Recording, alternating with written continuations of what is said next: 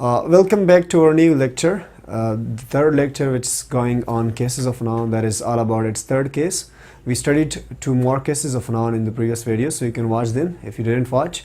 Today we are going to study the third case of noun, that is object of preposition case.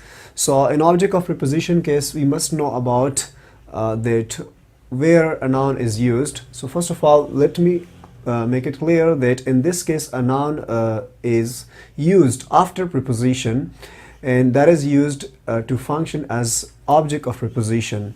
Remember that a preposition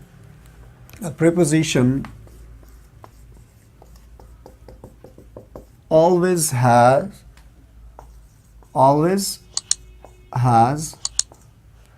an object. An object means, you can simply say, a noun or pronoun. A preposition will have a noun or pronoun, and that noun or pronoun will function as an object. So in this case, a noun is used after preposition to function as an object of preposition. That's why we call it object of preposition case, right? I've given you some examples. The first example is Asim went to Dubai. Asim went to Dubai. In this example, Asim is also a noun. It's used in nominative case. Went is a verb and to is a preposition. And what about Dubai? Dubai, it's a proper noun used after preposition. So here it functions as the object of preposition. It functions as the object of preposition. That's why we call it object of preposition case.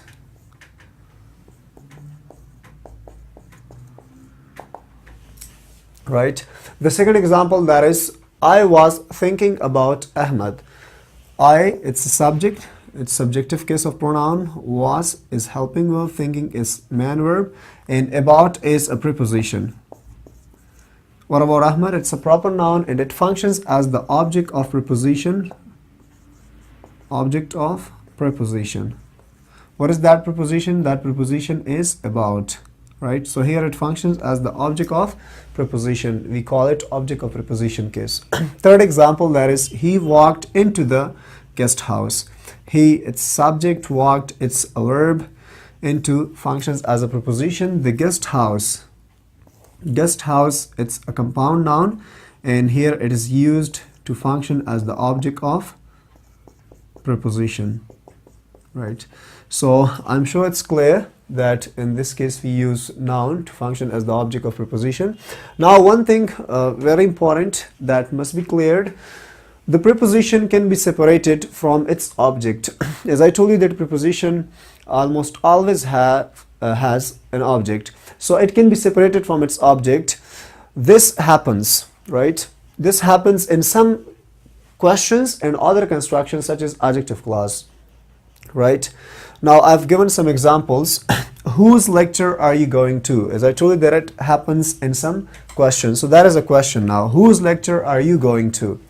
Whose lecture are you going to?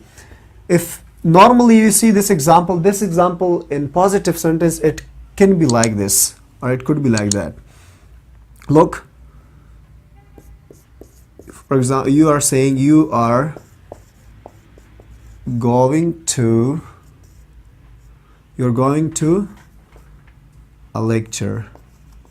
That's a normal example. That's not a question, right? You're going to a lecture. So in this case, if you see, right, to is a preposition. This word to, it's a preposition here. And a lecture, it's the object of preposition. To is a preposition and lecture is the object of preposition. Now in this example, in the interrogative example, I used whose lecture. So I brought lecture after whose. Whose is interrogative adjective.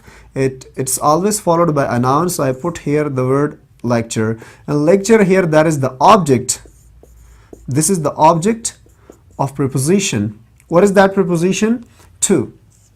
Preposition is used here and object is used here in the beginning, right? So in this case, we say that preposition can be separated from its object, right? I hope that's clear. It's something very simple.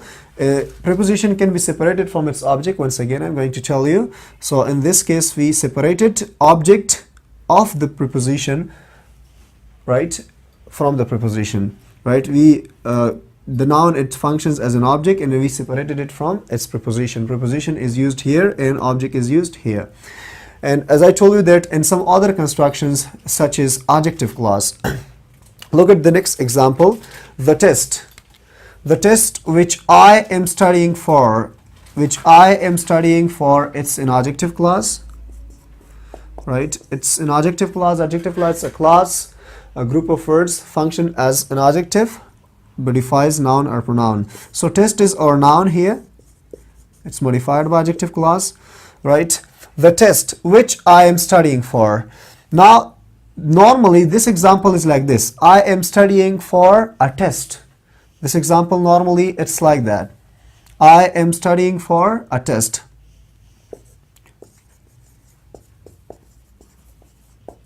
I am studying for a test. Normally this example is like this. Now I put it in an adjective clause, right? So instead of this word test, I put here which, right? Which I am studying for. Instead of this word test, we brought the WH word which, right? And the word test is that is replaced by a marker, relative marker, or you can call it relative pronoun.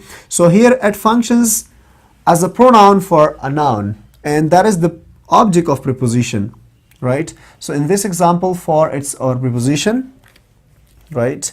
And its part is its other part, its object. Its object is used in shape of a pronoun that is called relative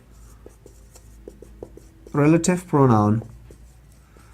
It's relative pronoun, and that is separated from the preposition for. So that's why I told you that preposition can be separated from its object, and I told you that object can be a noun or pronoun. So in the first example, our object is that is a noun, lecture, right? And that is a question.